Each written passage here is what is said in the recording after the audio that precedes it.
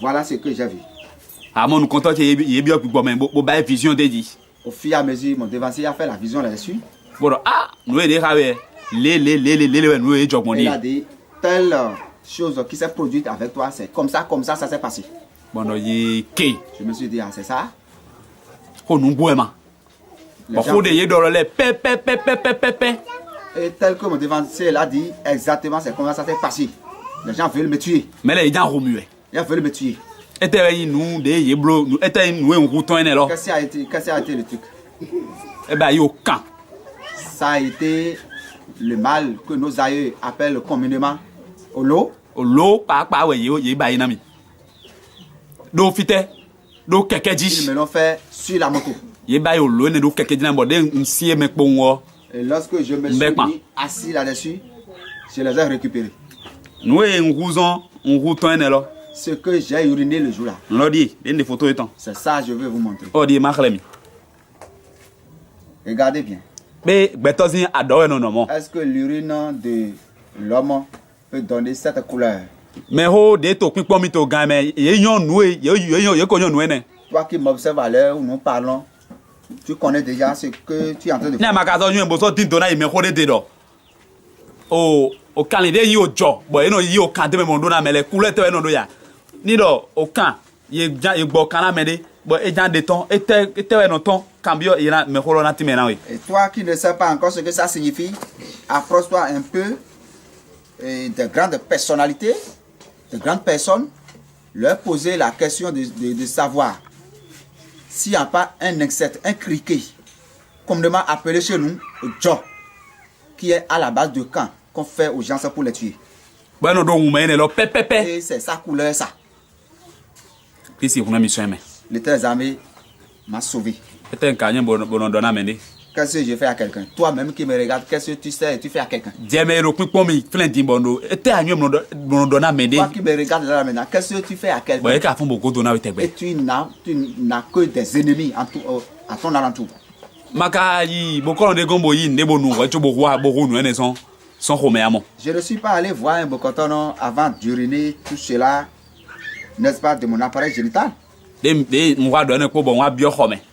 Lorsque j'ai uriné tout cela, j'ai entré dans ma chambre.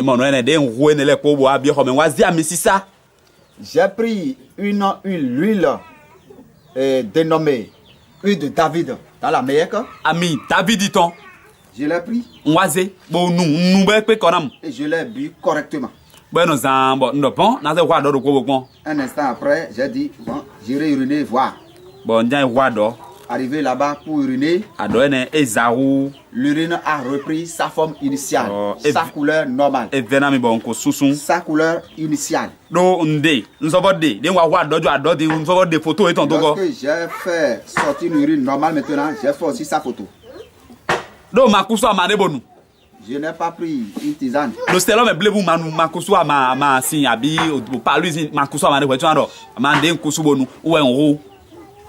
Je n'ai pas pris une tisane, n'est-ce pas, dans la semaine afin de pouvoir dire que c'est la couleur de la tisane qui est ça.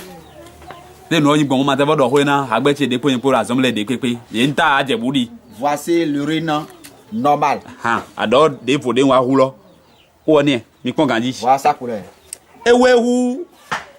Ça donne une couleur vraiment blanche. Une couleur normale d'une urine. Ah maman. Mon Dieu, tu vois, c'est comme ça le Seigneur va te le faire aussi. Je n'ai rien dépensé. Je n'ai rien dépensé. Et j'ai vu ma délivrance de façon aisée. Et ça a été comme un rigolo. Mais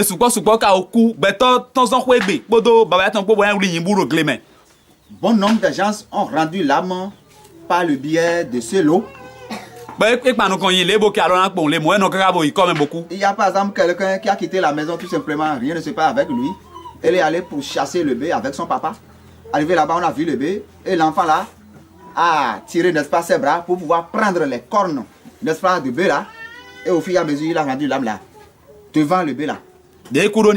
C'est comme ça qu'il a rendu l'âme. après mieux c'est au kan ouais Après, on a appris que c'est l'eau. ouais ye wa dodo ko eton pa C'est mais l'eau, on a fait dans sa propre maison. do ma fin do na we de no do kan o lo do egbe ma le lo mo yan si go kele no be de blo. Je vais profiter par là pour te dire que ce n'est pas obligatoirement à travers la femme qu'il faut attraper l'eau. Ye ma te va ro kholo ne di ma va kan do na yon. Les gens ont déjà eu une nouvelle connaissance. Ils ne le font plus dans la vie d'une femme. Et dro ye na se do ta di no sa crédit transfert. On peut t'envoyer pour te transférer comme on transfère le crédit.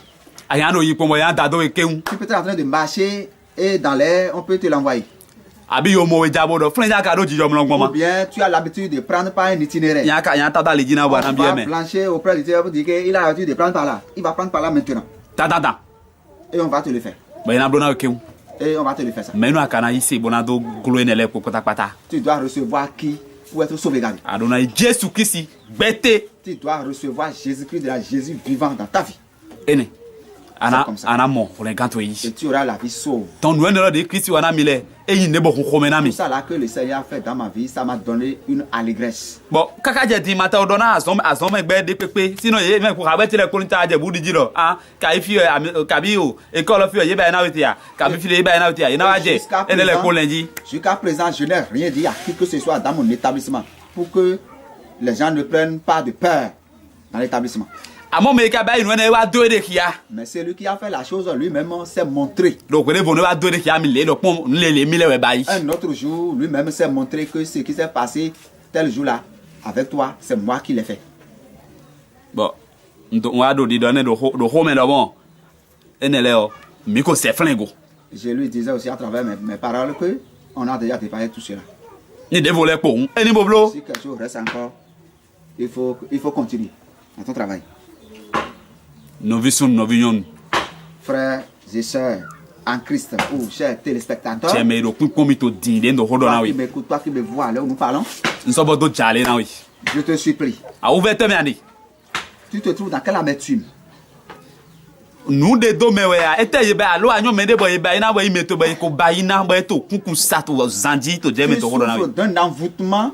d'un envoûtement basé physique tchakato, ou bien tu connais quelqu'un de tes proches ou bien de ton alentour qui souffre de ce genre de problème. Cho. Pour les gars do pa to go fi. Je te supplie, le Sauveur se trouve déjà auprès de toi.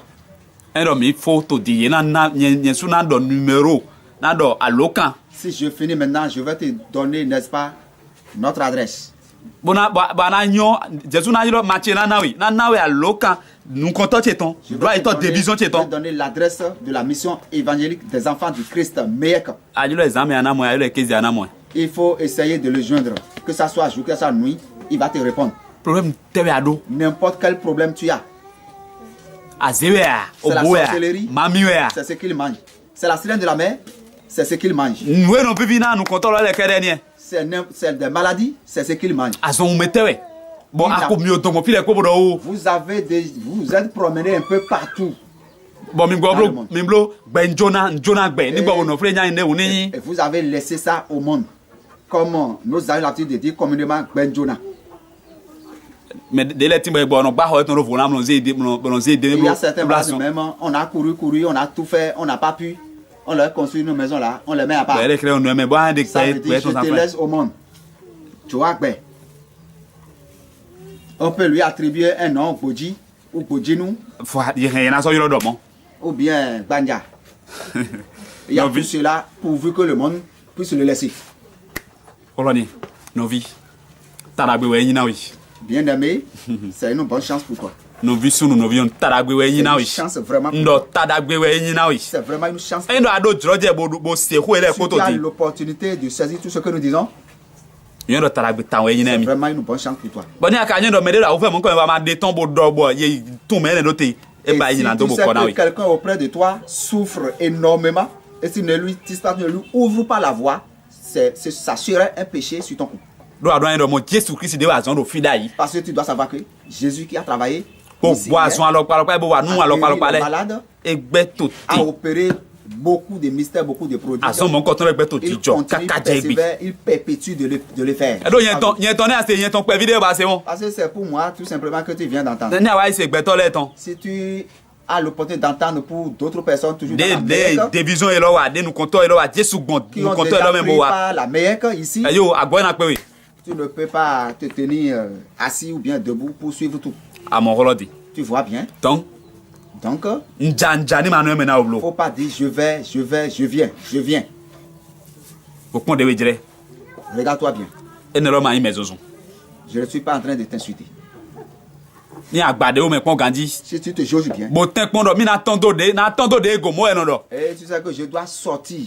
Je dois sortir. tondo de ego ma eno yibo kono we iwa bo Sortir ne veut pas dire va voir un charlatan, va voir un bocoton. no nous e Jésus no gbon nous comptons le meno wana mi le no so we eno do yin ko su nous comptons mon do magicien we azito we Parce que ce que Jésus fait à travers nos devanciers, c'est ça que les gens voient pour surnommer nos devanciers.